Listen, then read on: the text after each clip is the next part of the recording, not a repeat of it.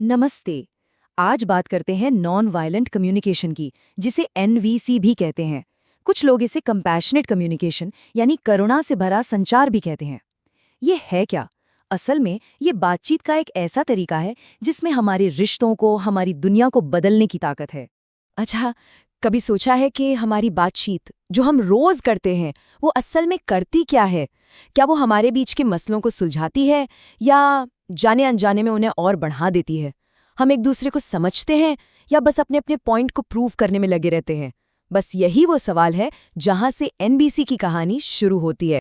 तो चलिए इसे थोड़ा और समझते हैं। एनवीसी में ना दो जानवरों का एक बहुत ही दिलचस्प सिंबल इस्तेमाल होता है। एक तरफ है सियार की भाषा, मतलब वो भाषा जो थोड़ी आक्रामक होती है, दूसरों पर हावी होने की कोशिश करती है, जजमेंटल होती है। और दूसरी तरफ है जिराफ की भाषा।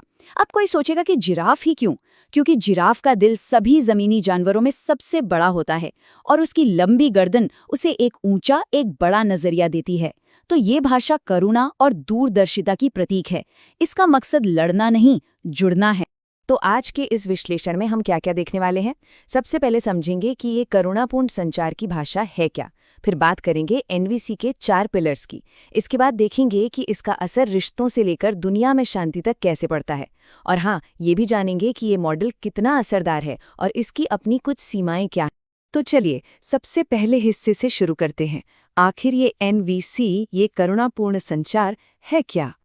नॉन वायलेंट कम्युनिकेशन यानी एनवीसी असल में कम्युनिकेशन प्रोसेस है जिसे साइकोलॉजिस्ट मार्शल रोजनबर्ग ने 1960 के दशक में डेवलप किया था। उनका मकसद बहुत साफ था, हमारी रोज की बातचीत में एम्पैथी यानी सहानुभूति को बढ़ाना और झगड़ों को कम करना। और इसकी प्रेरणा उन्हें अपने निजी अनुभवों से मिली थी।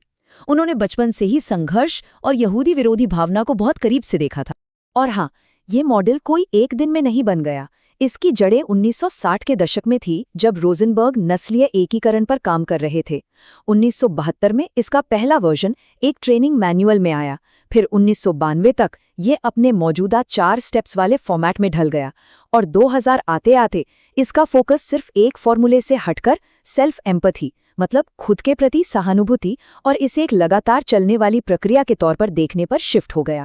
चलिए अब थ्योरी से प्रैक्टिकल पर आते हैं। ये काम कैसे करता है?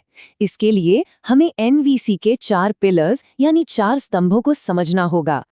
एनवीसी का जो मूल विश्वास है ना, वो बहुत गहरा है। वो ये है कि ज्यादातर झगड़े, ज्यादातर टकराव इसलिए नहीं होते कि हम बुरे लोग हैं, बल्कि इसलिए होते हैं क्योंकि हम अपनी ज़रूरतों को ठीक से बता नहीं पाते। हम ऐसी भाषा का इस्तेमाल कर बैठते हैं जो सामने वाले में डर, गिल्ट या शर्म पैदा करती है। इसी को वो वायलेंट या हिंसक कम्युनिकेशन कहते हैं। और ये हम सब करते हैं, कभी ताना मारकर, कभी इल्जाम लगाकर। तो सवाल ये है कि इसका इलाज क्या है? इसका इलाज एनवीसी के 4 कदमों में छिपा है। पहला है ऑब्जर्वेशन यानी अवलोकन, मतलब सिर्फ वो कहिए जो हुआ है, बिना किसी जजमेंट के। दूसरा फीलिंग्स यानी भावनाएं, बताइए कि कैसा महसूस हो रहा है। तीसरा है नीड्स यानी ज़रूरतें, कौन सी यूनिवर्सल ज़रूरत जैसे सम्मान या सुरक्षा उस वक्त पूरी नहीं हो रही। और चौथा रिक्वेस्ट यानी अनुरोध, एक ठोस एक्शन के लिए पूछना, हुक्म देना नहीं। चलिए एक छोटा सा उदाहरण लेते हैं। मान लीजिए कोई दोस्त है जो हमेशा लेट आता है, तो सीआर की भाषा क्या होगी? तुम हमेशा लेट होते हो, तुम्हें तो मेरी कोई परवाह ही नहीं है। अब देखते हैं जिराफ की भाषा या एनवीसी क्या कहेगी।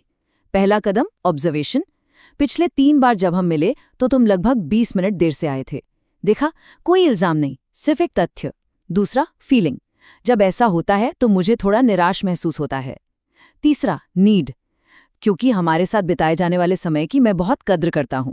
और आखिर में रिक्वेस्ट, क्या अगली बार अगर लगे कि देर हो सकती है तो तुम मुझे बस एक टेक्स्ट कर सकते हो? फर्क देख रहे हैं कितना साफ है। और हाँ, ये जो आखिरी स्टेप है ना, रिक्वेस्ट, ये बहुत ज़रूरी है। देखिए, रिक्वेस्ट और डिमांड में ज़मीन आसमान का फ़र्क है।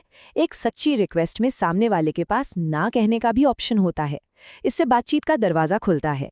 लेकिन डिमांड, वो तो सिर्फ हाँ सुनना चाहती है। और जहाँ ज़बरदस्ती होती है वहाँ सहयोग नहीं बल्कि टकराव पैदा होता है।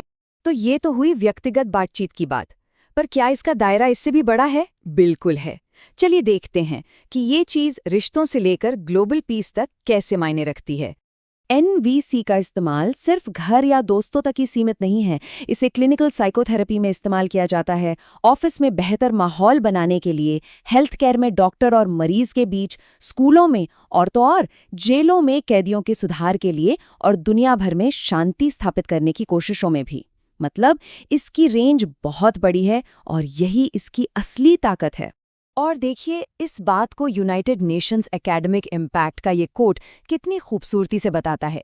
वो एनवीसी को एक ऐसा टूल मानते हैं जो लोगों के बीच एक ऐसा कनेक्शन बनाता है जहां हर किसी की ज़रूरतों को वैल्यू दी जाती है और सहयोग से पूरा किया जाता है। इसका मतलब है विन विन सिचुएशन बनाना। ऐसा नहीं कि कोई एक जीते और दूसरा हारे, बल्कि एक ऐसा रास्ता निकालना जिससे दोनों को लगे कि हाँ, हमारी बात सुनी गई, हमारी ज़रूरतें समझी गई। यहाँ तक कि यूनाइटेड नेशंस का मानना है कि एनवीसी इमोशनल इंटेलिजेंस को बढ़ाता है और ये चीज सस्टेनेबल डेवलपमेंट गोल्स और युद्ध को टालने जैसे बड़े वैश्विक मकसदों को हासिल करने में मददगार हो सकती है। तो सोचिए, ये सिर्फ बात करने का एक तरीका नहीं है, ये शांति स्थापित करने का भी एक जरिया बन सकता है। अब ये सब सुनने में तो बहुत अच्छा लगता है ना? लेकिन सवाल ये उठता है कि क्या ये सच में काम करता है? क्या इसके पीछे कोई सबूत है? चलिए देखते हैं कि रिसर्च और डेटा क्या कहते हैं। ये आंकड़ा देखिए, ये काफी चौंकाने वाला है। वॉशिंगटन की एक जेल में एक स्टडी हुई। वहां जिन कैदियों को एनवीसी की ट्रेनिंग नहीं मिली थी, उनमें से 37% ने दोबारा अपराध किया। लेकिन जिन कैदियों को एनवीसी की ट्रेनिंग दी गई थी, उनमें यह दर घटकर सिर्फ 21% रह गई। ये सिर्फ नंबर नहीं है, इसका मतलब है कम क्राइम, एक ज्यादा सुरक्षित समाज और उन लोगों के लिए एक दूसरा मौका जो अपनी जिंदगी बदलना चाहते हैं। ये दिखाता है कि सिर्फ बातचीत का तरीका बदलने से कितना बड़ा फर्क पड़ सकता है। और ये अकेला उदाहरण नहीं है, दूसरी स्टडीज में भी अच्छे नतीजे मिले हैं। जैसे कि शराब की लत से उबर रहे लोगों में एम्पैथी बढ़ी और गुस्से पर काबू बेहतर हुआ। हेल्थ केयर प्रोफेशनल्स के बीच टीम वर्क में सुधार आया और मेडिकल स्टूडेंट्स में भी मरीजों के प्रति सहानुभूति बढ़ी। लेकिन एक बैलेंस्ड नजरिया रखना भी जरूरी है। हर मॉडल की तरह एनवीसी की भी अपनी कुछ सीमाएं हैं और इसकी कुछ आलोचनाएं भी होती हैं। पहली बात तो ये कि इसके सबूतों को लेकर कुछ सवाल हैं। ज्यादातर स्टडीज छोटे लेवल पर हुई हैं और उनमें लॉन्ग टर्म फॉलोअप की कमी है। दूसरी आलोचना ये है कि ये मॉडल वेस्टर्न कल्चरल नॉर्म्स पर आधारित है, जहां सीधे सीधे अपनी बात कहना नॉर्मल है। हो सकता है इसे दूसरी संस्कृतियों के हिसाब से थोड़ा बदलना पड़े। एक और बहुत बड़ा पॉइंट है पावर इम्बैलेंस का। मतलब ये सिस्टम में मौजूद पावर के फर्क को सीधे सीधे नहीं बदलता। जैसे एक बॉस और एक एम्प्लॉय के बीच की बातचीत में पावर बॉस के पास ज्यादा होती है। एनवीसी इस पावर गैप को खत्म नहीं कर सकता। और आखिर में अगर इसे सही नियत से न किया जाए तो ये एक फॉर्मूले की तरह या बनावटी लग सकता है।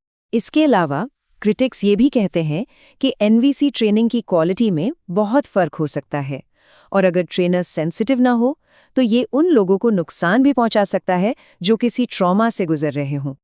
तो इन सब बातों का निचोड़ क्या है? देखिए, एनवीसी का असली मकसद कोई बहस जीतना या किसी को बदल देना नहीं है।